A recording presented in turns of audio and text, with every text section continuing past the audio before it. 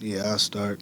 I thought today's game start, our start to the game was indicative of the whole first half. They start and get a lob dunk, and, we talked about, different things, and, we just didn't do it starting from the first play. And I thought this was the first game where us not making shots bled into our defense, and, game kind of got away from us there in that first half. Anthony came in, and I'm different, so if it's different people in the room, I'm a little different. Like the knowns are the known, but that 11 hurt us. And I was saying, like, we can't let him come in and score. Like, that hurt us. That, to me, those 11 was just as crucial as anything else on the floor tonight.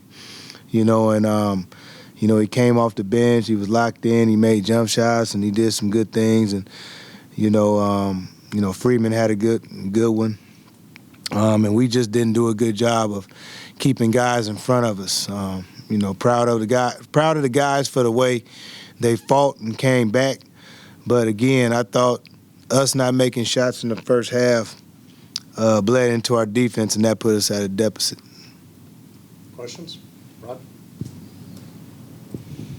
After they had that big run in the second half, you came back to within 5, I believe, on a by layup, and seemed like you were coming back by getting to the hoop, and then all of a sudden you settled for a couple threes, missed threes, and then you had a turnover. That seemed like that took a lot of air out of your sails with about 3.5 to go in the game.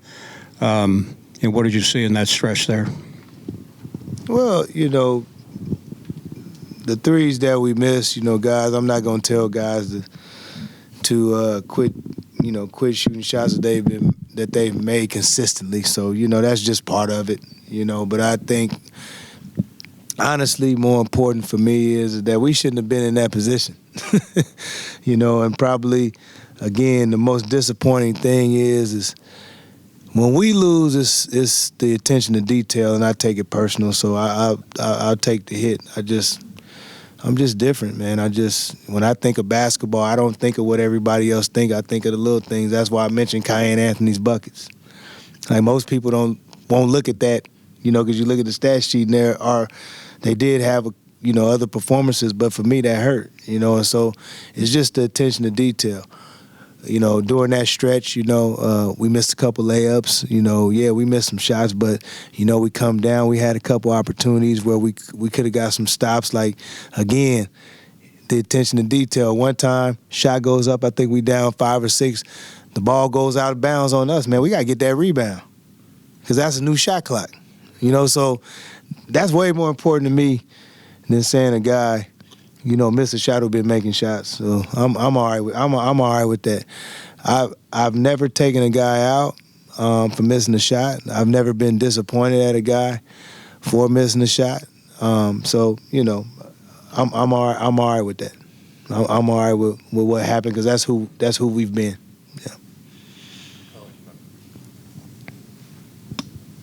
Yeah. Damon, you won 2 challenges in the game, and then. Is there a particular reason why you don't get to continue challenging calls there? And have you had success with that before? I can't remember seeing somebody win 2 of them, but that was definitely weird that you won, but like you run out of them even though you're successful with your challenges. I only lost 1 challenge all year, and I knew it was a bang one, so I didn't really know if we was going to win it. But we've been good. But I guess you get a couple. I'm not even really for sure on the rule. But we did. And they were big plays as well too. So they helped us get extra possessions, and we'll just try to keep being good at that because it can go the other way. Now, if you don't get it right, you lose a timeout. So. Coach, we know basketball is a game of runs, and, you go down 20, it pretty much lessens your margin of error for the rest of the game. it basically almost you got to play a perfect game the rest of the way just to dig yourself out of a hole. How do you kind of relate to your guys? Like, we're in this hole. We got to cut down on the mistakes. We don't have the room or the space to make the mistakes that you would usually be able to afford it to make. Again, for me, the biggest takeaway for me in this game, it's the first time all season, again, I'm saying that offense affected our defense because, you can see it. You can see it in the guys. We just played a game on Saturday where we didn't shoot the ball that well, but we guarded, and then the game came back to us, right? But tonight, you can just see it in guys' faces. I don't think that, in those moments it's a lack of not trying to do the right thing. But I just think that winning is hard, number one. And so I always say this, and people think I'm crazy, but again, I think about stuff different. When you win games or the more success you have, the harder it is to not feel yourself, right? And so even on them bad nights, now to your point, if you don't have it, if you don't have it offensively, hey man, just let me be a connector tonight. If he got it going over here, let me make sure he's doing so. Let me do the right thing until the game come back to me. And I think that's just, being a little more savvy and understanding the assignment each and every game, and hopefully we get better at that. But tonight, again, for me, just the second half was good from the standpoint of we fought because we definitely got down, but we shouldn't have been in that hole again anyway.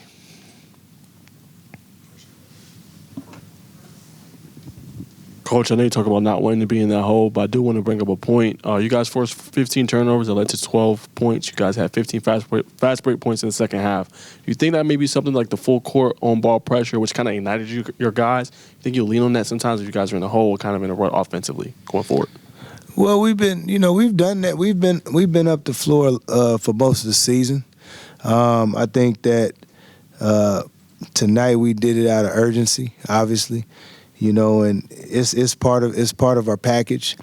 We just have to, again, when you got to generate points and you have a hard time generating them, like we did tonight, especially in the first half, then you got to change. You got to start doing different things. But again, I say it, our offense until recently hadn't been great. We were getting better with it.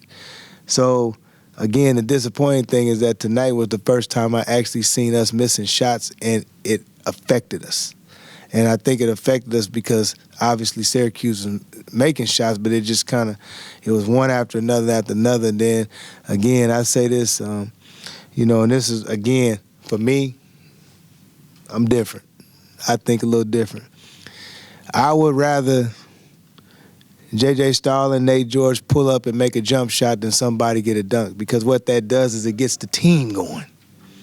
That's like a pick six in football. Like, you getting the team going, you getting guys going, and now, now they're picking up the energy, and so now they're coming down on defense, and now they doing things. And so, it's just, again, I hope that we learn from this game and understand that we can't allow this to happen again if we want to be successful.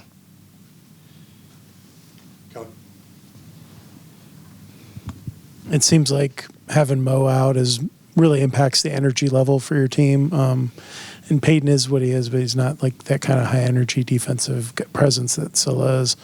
Just how do you, I guess, try to manage that while he's out or winged or whatever to get that energy and to have that, which is your one advantage really, is to have the two big guys in there to kind of manage that. Right. Well, it is what it is. Guys, it seemed like it's been a whole lot of talk about everybody trying to manage guys being out with injuries and everything. But, we just try to figure it out on the run. And I think tonight, Peyton picked up fouls, but then I think the game was too fast, a little too fast for Cole tonight. So, they played a little small. They play smaller, so we just decided to go smaller and do different things. But, you're patchworking it. And, you want to throw in a little more zone, but the problem was the game got away from us, so we couldn't do as much you know, and, you know, that's what happens when you're in a situation like this. So, you know, Bai more than held his own. And I thought he was fine. You know, he played more 5 tonight than he has in a long time based on Mo being out. And I think that actually helped him. I thought he was effective. Time for one more. Go ahead, Rod.